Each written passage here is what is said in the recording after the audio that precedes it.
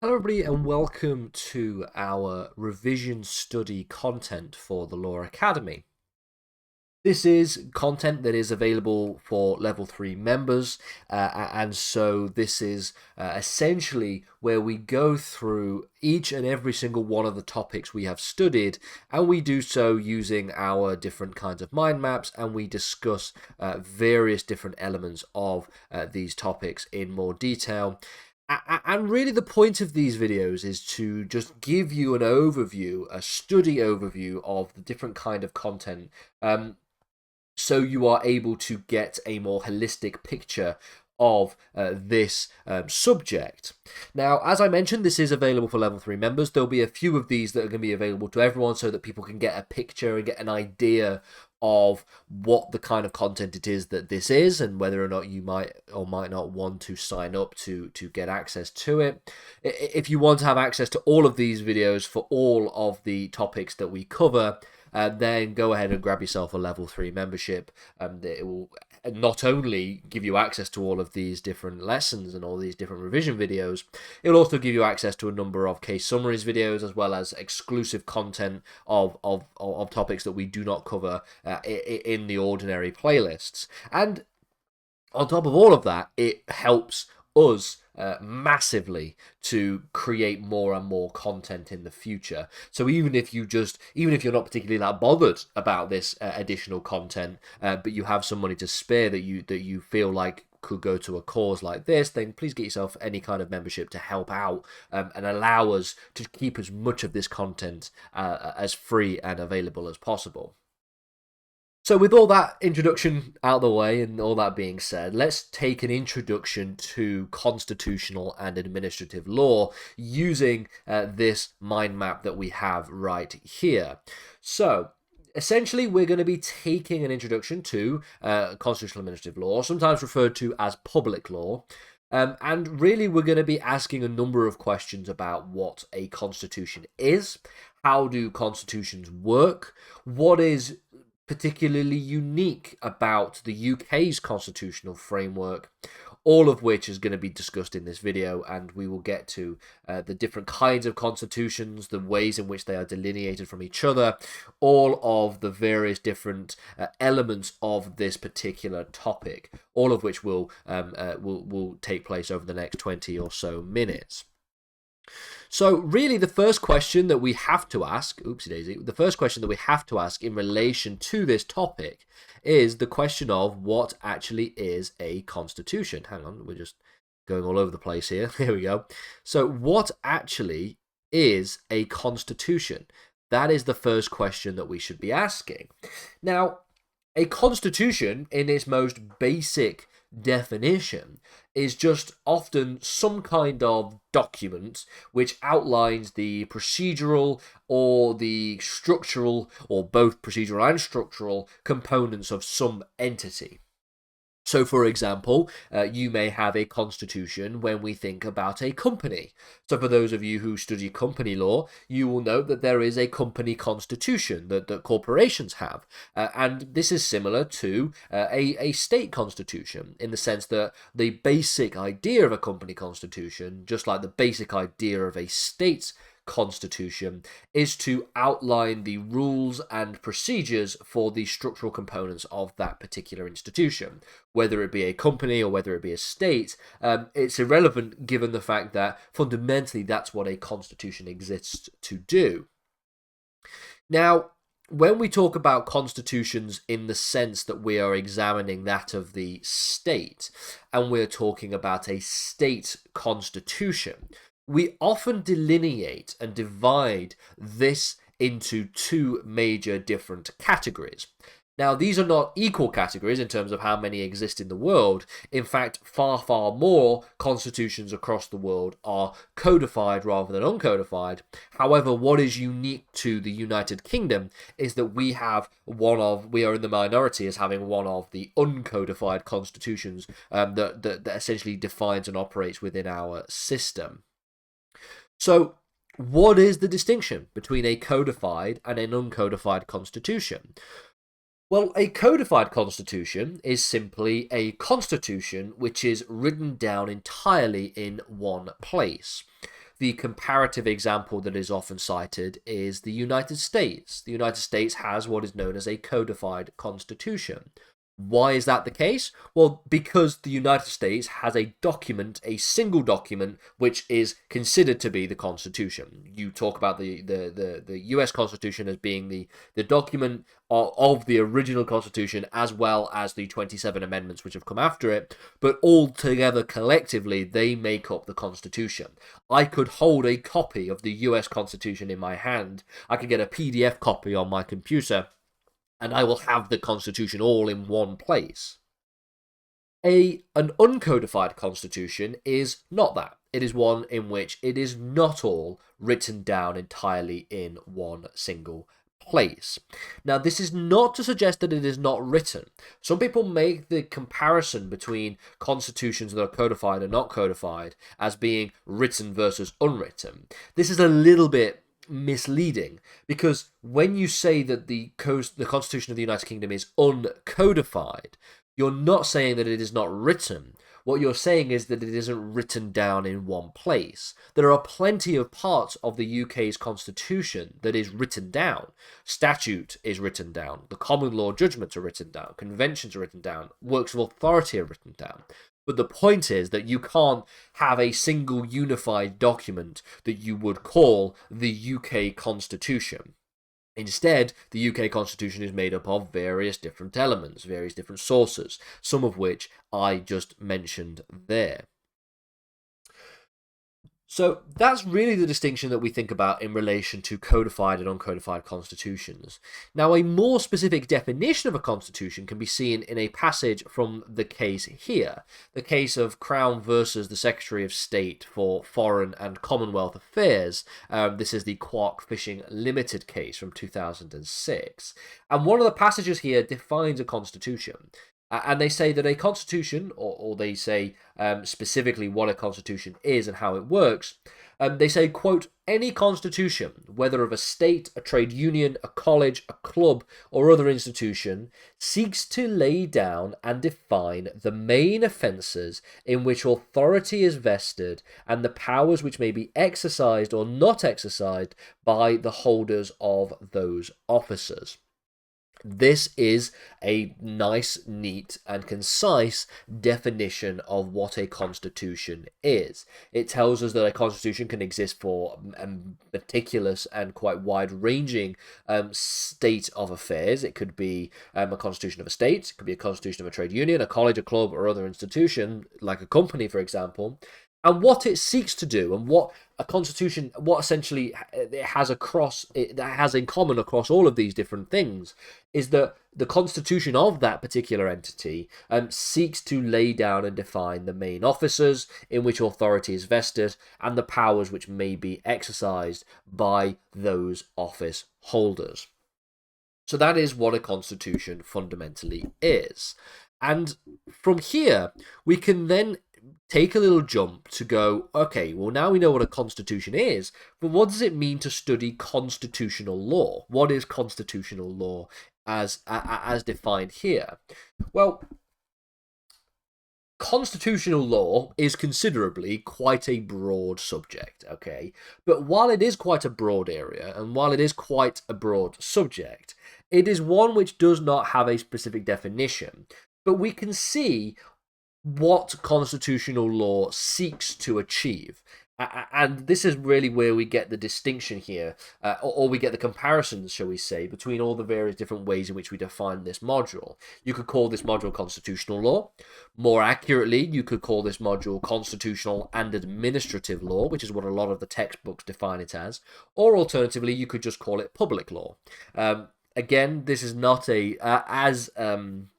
not as precise a definition. Probably the most precise would be constitutional and administrative law, the collective together. But really, what constitutional and administrative law seeks to address is some of the following areas. I've made a number of different mentions here.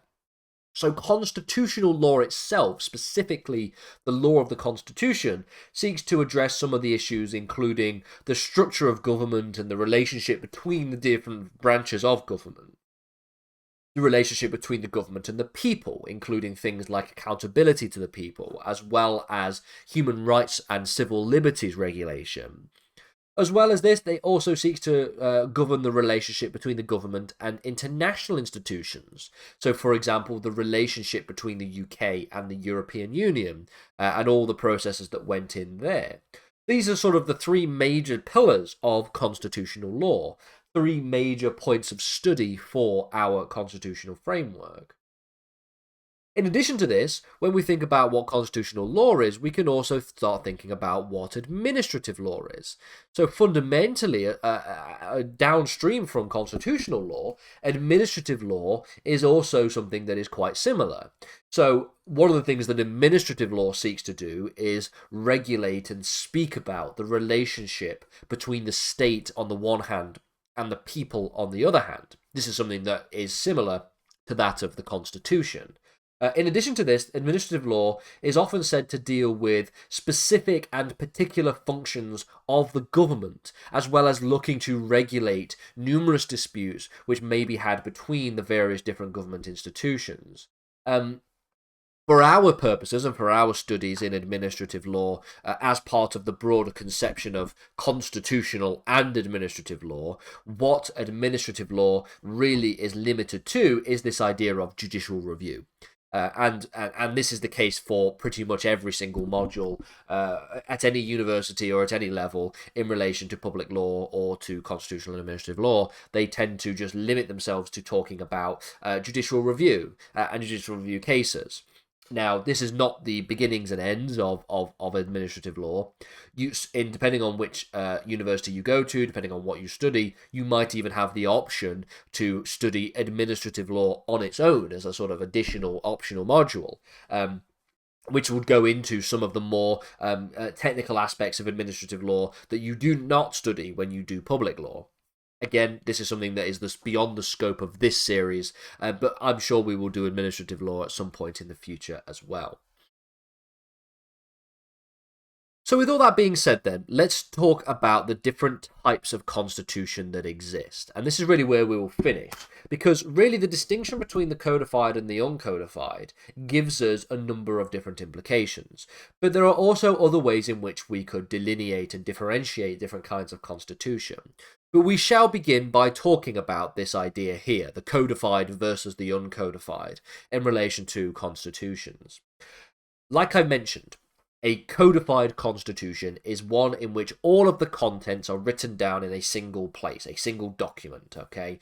The US Constitution is codified because you can hold the entirety of the US Constitution in your hand. You can have it as a document in one place, okay? It isn't even particularly very long, even with the 27 amendments that are additional to it. On the other hand, an uncodified constitution, such as one in the United Kingdom, is one in which there are parts that are completely unwritten, there are parts that derive from certain areas that come from other sources as well, but for the most part they are derivative from a number of different sources. There are at least 5 or 6 different sources of the UK's constitution, which includes statutes, it includes the common law, it includes constitutional conventions, the royal prerogative, to a lesser extent today, the law of the European Union, as well as things like works of authoritative accounts, also constitute part of the UK's framework.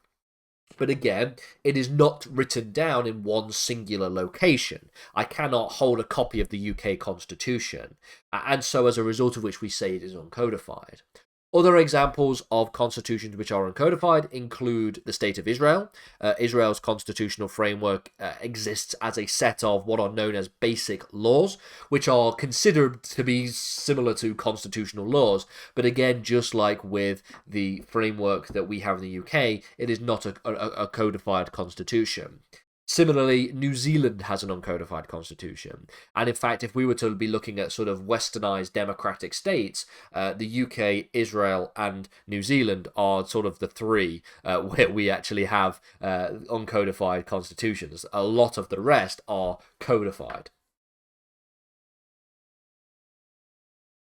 So, one of the things that delineates a codified constitution from an uncodified constitution is this idea known as entrenchment and the idea of higher law.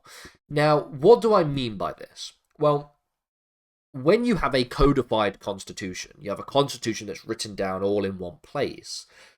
What seems to happen here is that because the constitution that is written down in one place will have often provisions within it for how to amend such constitution, and the amendment process for a constitution tends to be quite different and often quite a lot more difficult than the amendment process for just ordinary legislation, you get to the point where there is something known as entrenchment of the basic provisions of that constitutional framework. What I mean here is that because a codified constitution will often outline an arduous and difficult process by which amendment is made, it means that the constitution is very difficult to change. It is entrenched. It is not very flexible. A codified constitution will also represent a higher law because it will be superior to any other law that is made within the state.